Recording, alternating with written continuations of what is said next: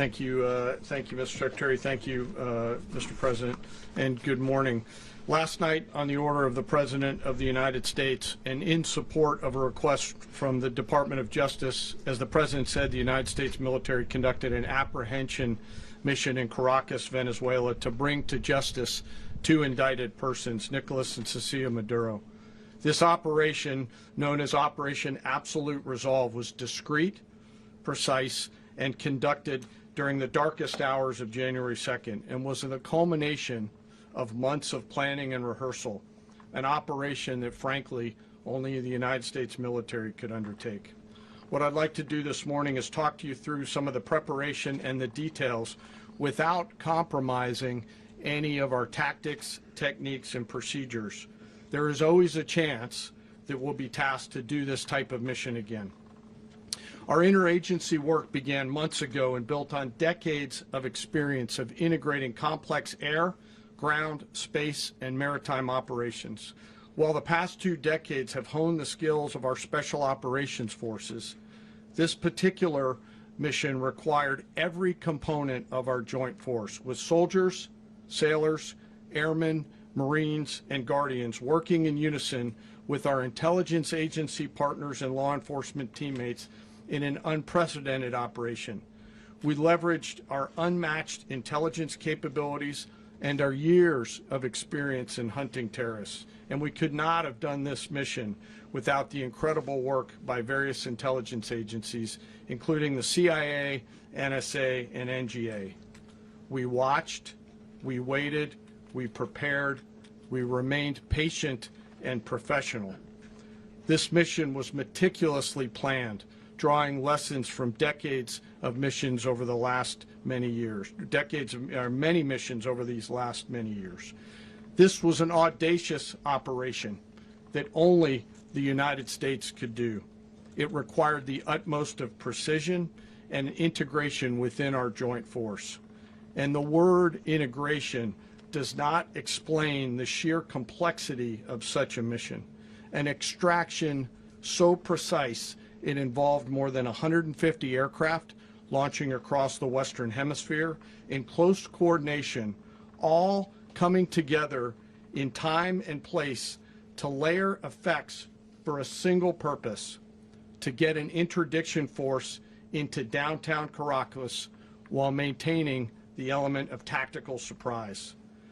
Failure of one component of this well-oiled machine would have endangered the entire mission, and failure is never an option for America's joint force.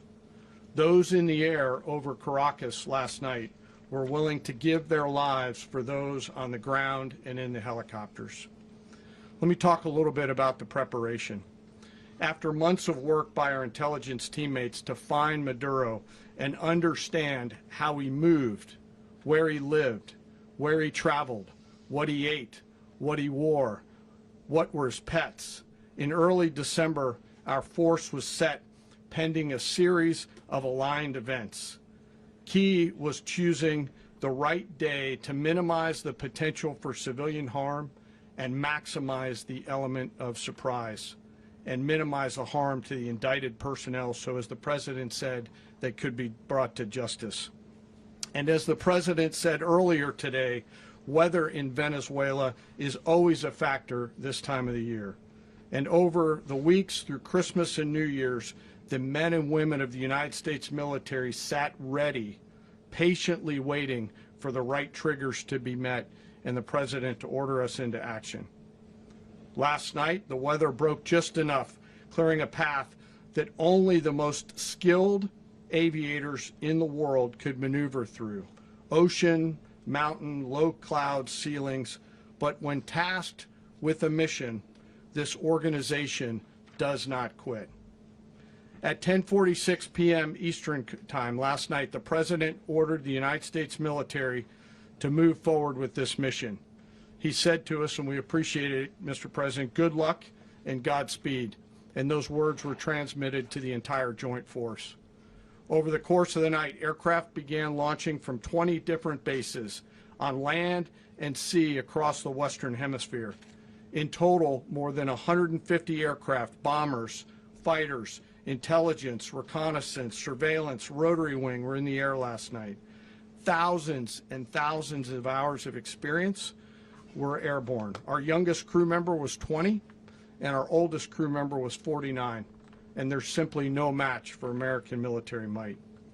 As the night began, the helicopters took off with the extraction force, which included law enforcement officers, and began their flight into Venezuela at 100 feet above the water. As they approached Venezuelan shores, the United States began layering different effects provided by Spacecom, Cybercom, and other members of the interagency to create a pathway. Overhead, those forces were protected by aircraft from the United States Marines, the United States Navy, the United States Air Force, and the Air National Guard. The force included F-22s, F-35s, F-18s, EA-18s, E-2s, B-1 bombers, and other support aircraft, as well as numerous remotely piloted drones. As the force began to approach Caracas, the Joint Air Component began dismantling and disabling the air defense systems in Venezuela, employing weapons to ensure the safe passage of the helicopters into the target area. The goal of our air component is, was, and always will be to protect the helicopters and the ground force and get them to the target and get them home. As the force crossed the last point of high terrain where they'd been hiding in the clutter, we assessed that we had maintained totally the element of surprise.